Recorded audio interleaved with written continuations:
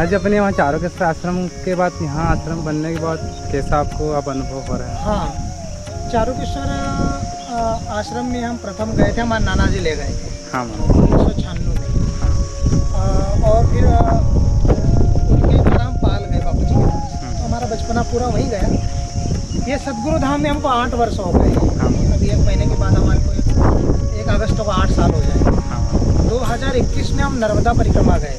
तो नर्मदा परिक्रमा गए थे तो कोई ऐसी अनुभूतियाँ हुई सुलपानी में, तब ये हम वहाँ से संकल्प लाए चाय का। तो अभी चाय बाल भोग की सेवा होती है यहाँ पर। बहुत एक से एक दिव्य महापुरुष पधारते हैं, पूरे देश के संत सदगुरु धाम में आते हैं। तो जंगल में मंगल हो गया है, कृपा हो गई, गुरुदेव की तो है ही, लेकिन माँ नर्मदा की भी दिव्य कृपा हो गई।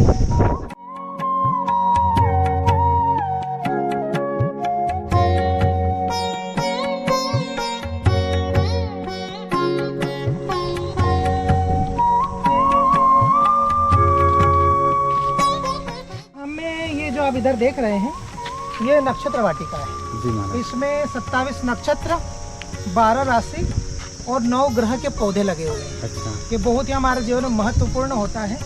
धीरे धीरे जैसे भी डेवलपमेंट होता जाएगा, इसकी सुंदरता और बढ़ती चली जाएगी। नर्मदे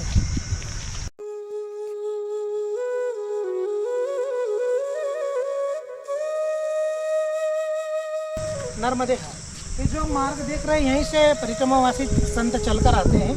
ये वो रास्ता है जिसमें ना जाने कितने कितने महापुरुषों के चरण 3 साल में लगे हैं। यहाँ पर एक से एक अवधूत, एक से एक महान महान हस्तियाँ यहाँ से जाती है। हमारा चैनल भी है महेश चेतन जी, 10,000 के ऊपर सब्सक्राइब है, तो उस पर आप देख सकते हैं कि कितने कितने महापुरुष इस आश्रम को पावन कर रहे हैं।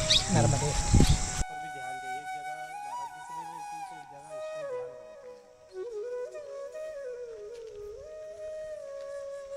से बात करेंगे, वो अभी बैठे हैं शिवालय में सदगुरु के धाम में, और अपन थोड़ी वार्तालाप करेंगे, चर्चा करेंगे और उनके अमृतवाणी का संवाद करेंगे। नर्मदे हाल देखिए कितना सुंदर भगवान भोलेनाथ का विग्रह है, स्वरूप है, शिवलिंग है।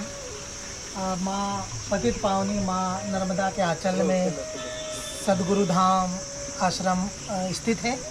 ये अभी ये शिवालय का निर्माण हुआ है। महाराज जी पहले नहीं था ना ये? अभी हाँ, पहले नहीं था। वैसे ये शिवलिंग जब राम मंदिर बना उसी दिन स्थापना हुई। अच्छा। हाँ, ये विशेषता है। ये ऊपर का स्वरूप तो अभी तैयार हुआ 15 दिन पहले। जी।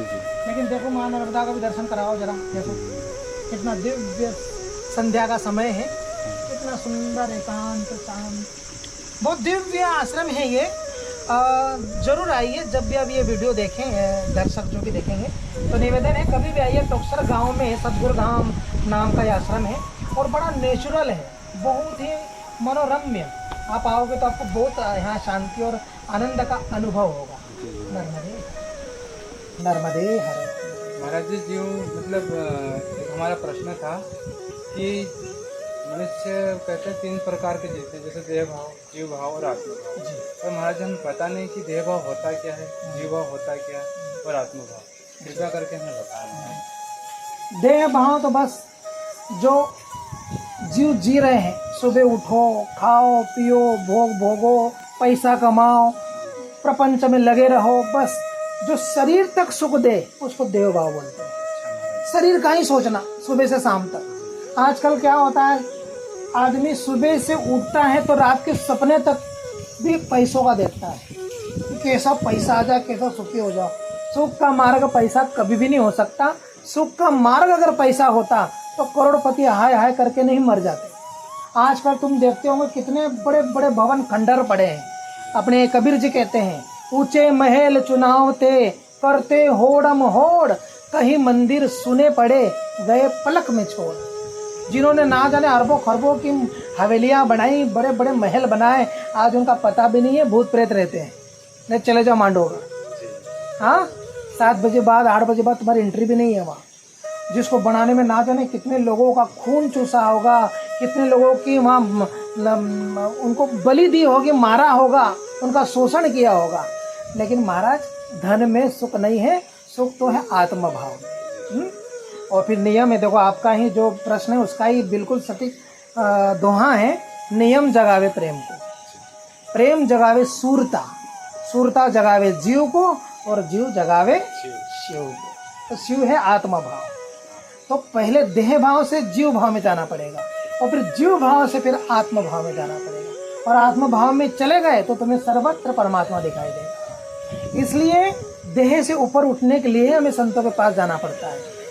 जब तक हम संत संग ना करेंगे तब तक हमारे जीवन में कभी भी हम अध्यात्म के मार्ग में उत्तीर्ण नहीं हो सकते, सफल नहीं हो सकते। इसलिए राम जी ने भी सबरी को पहली भक्ति क्या कही जानते हो? प्रथम भगति संतन कर संग। सबरी कोई साधारण स्त्री नहीं थी जिनके लिए भगवान चले आए, लेकिन भगवान ने सबरी के द्वारा हम जैसे जीवों को प्रेरणा दी है कि पहली भक्ति संत, क्योंकि संत के पास जाओगे तो तुम्हारे जीव भाव में ये पहले तो तुम्हारी गंदगी साफ करेंगे। ऊपरी गंदगी, ऊपरी गंदगी क्या है? मांस, मदिरा, गुटके, फुटके, असभ्य आचरण, ये सब गंदगियाँ साफ करती है। जैसे माँ कपड़ा धो देती है या बालक को धो देती है, नहला दिला देती है, फ्रेश कर देती है, शुद्ध कर देती है, पवित्र कर देती है, वैसा ही संत हमें पवित्र करता है अंदर और बाहर दोनों तरफ से। बहुत सत्संग है, लेकिन इतने तो आप समझ गए होंगे। नर्मदे हर